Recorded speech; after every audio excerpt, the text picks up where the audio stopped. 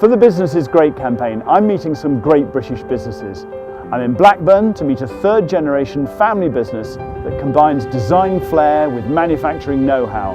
Its products are in millions of homes around the world. So let's meet Graham and Brown. The current scale of our export business has grown from about 20% to 50% of our business in the last 5 years. Our group turnover is just over 80 million and we sell to about 75 countries around the world.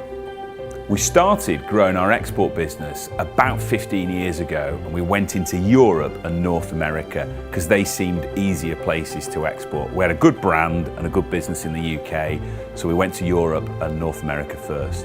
Now what we've tried to do in the last 5 years is take the business into more of the emerging markets like the Middle East and North Africa, Russia and the CIS, China and the Far East, South America, India. These are places where you have to think quite long term to build an export business. Our fastest growing market today is China. We established China about 5 years ago. We now employ 30 people in China running our business and our brand. The Chinese just seem to have a fascination for wallpaper, which is fantastic, but they particularly like wallpaper made in Britain by Graham & Brown. Principal risks for growing an export business are getting paid because of the volatility in the countries that you're operating. So we've built businesses in North Africa, Libya and Egypt, for example, Russia and the CIS, and there's political instability. And we've used the help of UK Export Finance to help us mitigate against some of that risk.